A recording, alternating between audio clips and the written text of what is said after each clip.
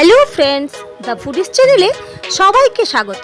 বন্ধুরা, আজকে আমি খুব মজার একটি দই পটলের রেসিপি নিয়ে এসেছি।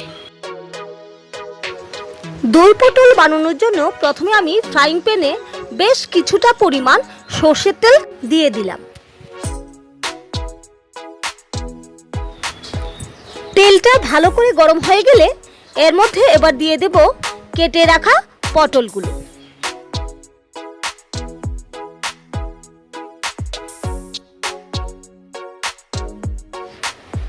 এখন এর মধ্যে সামান্য নুন এবং হলুদ দিয়ে ঢাকা দিয়ে কিছুক্ষণ ভেজে নেব।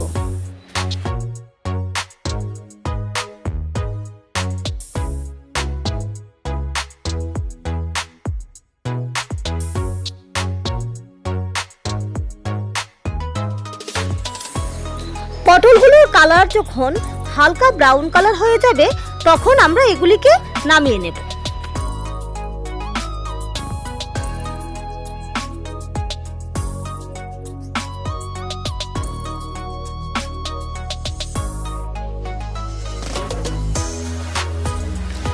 এইবার একটা বাটি নিলাম, এর মধ্যে 1 চামচ জিরে গুঁড়ো, 1 চামচ ধনে গুঁড়ো, শুকনো লঙ্কা গুঁড়ো, হলুদ গুঁড়ো এবং তার সাথে সামান্য জল দিয়ে মিশিয়ে একটা পেস্ট তৈরি করে নেব।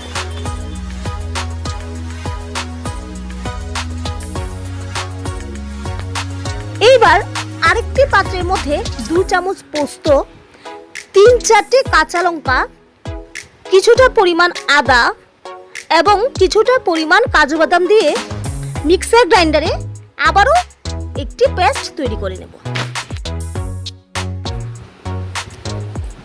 এখন ফ্রাইং প্যানের ওই তেলের মধ্যেই প্রথমে শুকনো লঙ্কা ও তেজপাতা ফোড়ন দিলাম, তারপর দিয়ে দিলাম লবঙ্গ, দারচিনি এবং এলাচ।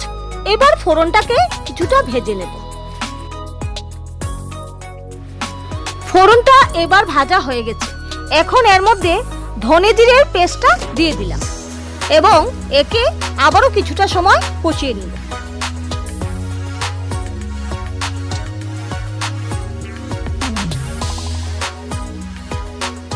মশলাটা এবার ভালো করে কষানো হয়ে গেছে।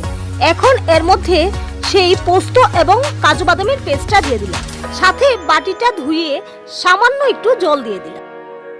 এখন একে আবারও কিছুটা সময় নিয়ে ভালো করে কষিয়ে নেব।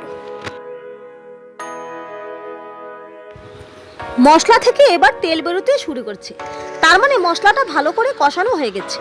এবার এর মধ্যে ভেজে রাখা পটলগুলো দিয়ে আবারও কিছুটা সময় রান্না করে নেব।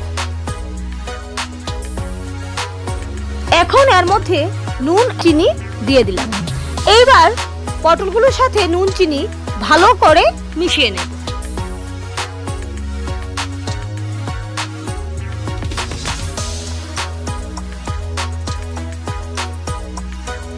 মশলা এবং পটলগুলোর সাথে নুন এবং চিনি ভালো করে মেশানো হয়ে গেছে।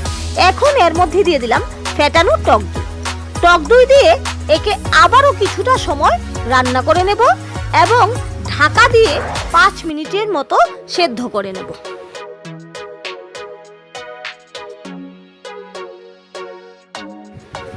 5 মিনিট পর চলে এসেছি।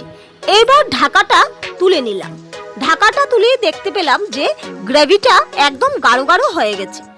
এখন একে সামান্য নেড়ে এর মধ্যে দিয়ে দিলাম গরম মশলার গুঁড়ো এবং 1 চামচ পরিমাণ ঘি। এখন একে সামান্য নেড়ে গ্যাসের স্টিমটা বন্ধ করে দিলেই পরিবেশন করার জন্য রেডি হয়ে গেল সুস্বাদু ও লোভনীয় দই পটলের রেসিপি। তো বন্ধুরা, আমার এই রেসিপিটি যদি ভালো লেগে থাকে তাহলে অবশ্যই লাইক, কমেন্টস এবং শেয়ার করবে। আর যারা এখনো পর্যন্ত আমার এই চ্যানেলটাকে সাবস্ক্রাইব করোনি তারা প্লিজ চ্যানেলটাকে সাবস্ক্রাইব করে দেবে।